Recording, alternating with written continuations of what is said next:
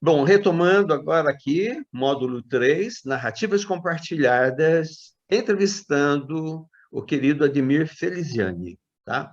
O Ademir Feliziani comentou a respeito da peça As Gaivotas, que ele montou com o Zé Henrique de Paula, né, que ele é aquele diretor de teatro, ator, cenógrafo, aquela figura inteligente que surgiu lá no Getúlio Vargas. E aí eu estou contando para ele que a mãe dele acabou de publicar esse livro aqui, chamado Cinquentando, que é o Zé Henrique fazendo 50 anos, né? A mãe dele, Maria Helena Rodrigues de Paula, aparece, acho que é a imagem invertida, né? Mas é Maria Helena Rodrigues de Paula. Ah, e a peça A Gaivota, que o Ademir comentou, que não sabia exatamente que ano que ele fez, ele participou da peça, foi em 1989. E no livro, na página 67, comenta aqui, lá, em agosto, precisamente no dia 4, aconteceu a pré-estreia para convidados e a classe teatral da peça A Gaivota, do dramaturgo russo Anton Chekhov, dirigida e encenada por Zé Henrique, no Teatro Armando Panunzio, SESI, com os atores Ana Cristina Mena, Armando de Oliveira Lima, José Henrique de Paula e Mônica Silva Conte. Responsável pela apresentação foi o Grupo Dramático Alternativo, dirigido e formado por Zé Henrique, com atores provenientes do Getúlio Vargas, né, que é a Escola Getúlio Vargas, e outros do Teatro Amador Sorocabano. E aí vai comentando mais alguma coisa. É mais para mostrar como as coisas vão se conversando, né? E voltando agora, Ademir, falando a respeito agora dele como professor, né, de história e a forma como ele passou a utilizar também as ações, né, teatrais dentro do contexto de professor de história e também, paralelamente, falando sobre o catarsis. À vontade, Admira, sua a voz. Antes de prosseguir, já que estamos falando de Zé Henrique de Paula, eu tenho em mãos o troféu que eu ganhei. Troféu, muito legal. Melhor Troféu da ator. época. Melhor ator. Que bonitinho. Muito legal. E ainda uma outra coisa que eu preciso expor nessa coletiva é um fato que ficou atravessado na vida de nós atores quando tivemos quase a apresentação disso daqui, ó. A Gota d'Água, Teatro Maré. Sim, o barco Tudo Paulo Pontes. pronto, estava tudo Santa pronto. Rosália. No antigo Cine Santa Rosália.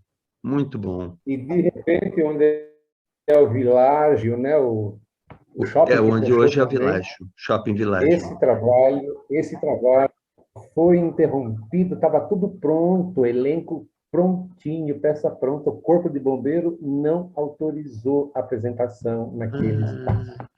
Verdade. O Gil do Melo morreu sem saber, sem poder realizar esse sonho. Bom, vamos voltar lá então agora com a última parte das oficinas ao Le Monde. Quando eu fiz história, eu fiz porque eu estava já contaminado pela necessidade de entender coisas que o teatro estava me mostrando. Então, eu fui lá.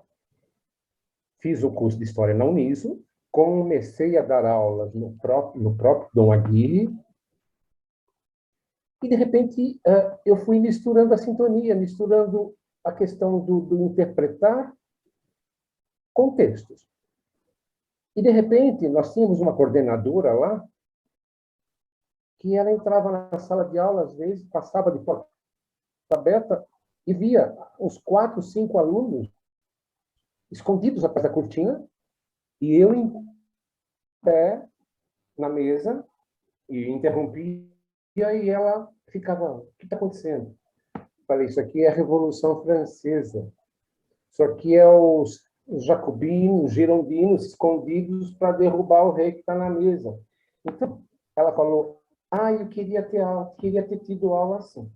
Ok. Então, eu comecei a perceber que certos assuntos complexos da história podem ser muito bem resolvidos, pelo menos na sua essência, por uma boa interpretação do professor. Se o professor consegue ter um mecanismo para mostrar os elementos básicos, aí o aluno se debruça no texto e começa a associar o que ele viu, o que ele ouviu, o que ele se assustou de ver um professor fazer, aquilo vai ter muito mais sentido.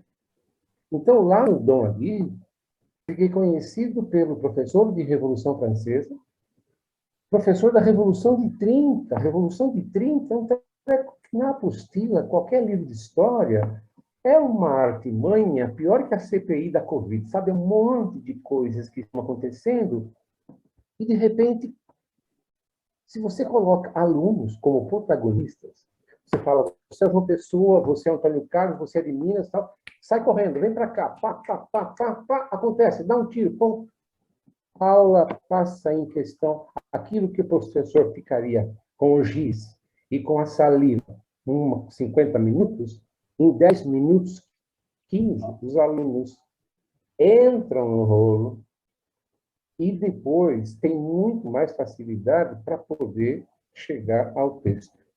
Porque o texto é um poço sem fundo. Ele pode muito bem, a partir de uma dessas brincadeiras de teatro, ele pode muito bem se aprofundar, gostar da história depois. Quantos e quantos alunos hoje, professores de história, jovens, que dizem, nossa, Ademir, graças ao seu teatrinho, eu fui fazer história.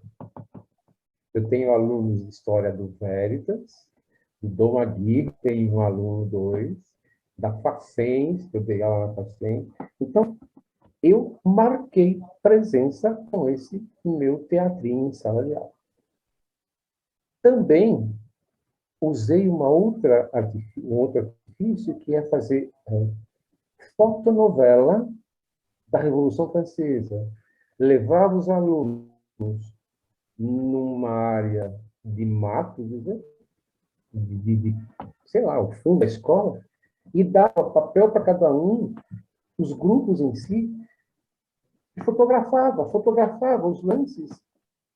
E depois eu montava uma revistinha com várias e todas as fotos, e eles tinham que colocar nos balõezinhos o significado das.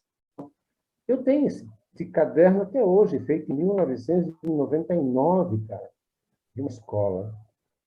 Então, para esses alunos que tiveram esse contato, foi muito bom. E eu não abandonei, não. Qualquer assunto, a independência do Brasil, Roberto Samuel, independência do Brasil, para entender os trâmites de Portugal e Brasil, os interesses dos partidos políticos aqui, é um saco, teoricamente. Bom, nada como você colocar um aluno com cesto de lixo segurando no Brasil, um colono. De repente vem um ricaço lá de Portugal e pega as coisas do cesto de lixo e volta. Aí você coloca Dom Pedro na história. Eu não me esqueço, eu nunca escrevi, mas eu fotografei tudo isso. Então, o teatro sempre esteve presente dentro dos palcos e dentro da sala de aula. Tenho certeza que até nos cursinhos que eu dava aula, alternativo, Horácio, etc., para formação de cadetes da escola de Barro Branco, eu usava os mesmos artifícios. E hoje eu encontro policiais em Sorocaba, eles me barram, jovens. Ô, professor, olha, eu passei no Barro Branco, ó, graças à sua aulinha de teatro. Então, para isso, me dá um prazer imenso saber que eu fui um professor de história grudado, me valendo, me servindo, bebendo do teatro em sala de aula. E, de repente, eu fui lá, vou citar o nome da escola, Anglo. Uma coordenadora instituiu na grade horária aula de jogos dramáticos. Nossa, falou, Ademir, você pode dar isso? Falei, com todo prazer. Então, fazia parte da grade. Quinta-feira, por exemplo, matemática, história, geografia, JD. Quando tinha aula de JD, os 40 alunos voavam porque queriam chegar rápido na sala de aula para saber fazer jogos dramáticos. E, sem querer, eu estava fazendo uma avaliação, sem saber, não, sabendo, fazendo uma avaliação das habilidades socioemocionais que hoje tanto estão em voga. Sabe? As habilidades de criatividade, oralidade, sociabilidade, protagonismo. Isso tudo eu fui fazendo com essas escolas. Eu fiquei 10 anos fazendo isso. Então, a repercussão foi imediata. Porque quando você deixa o aluno protagonista, quando você dá margem para ele fazer, quando você faz com que ele adquira a confiança de ir à frente e imitar, e falar mais alto, e de gesticular, e fazer coisas que estão fora do cotidiano dele, quando ele faz isso, cara, ele se torna um outro aluno.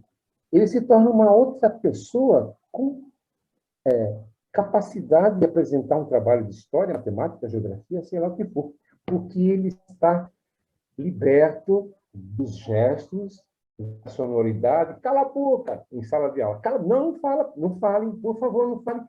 E na aula de JD, fala, expõe, grita, faz o que você quiser.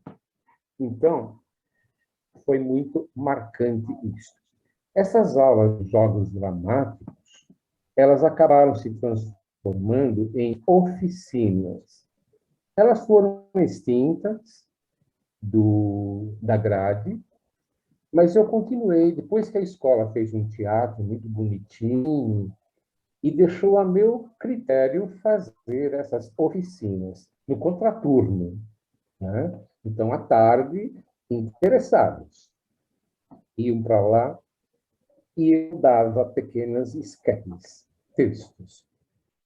E eu experimentava.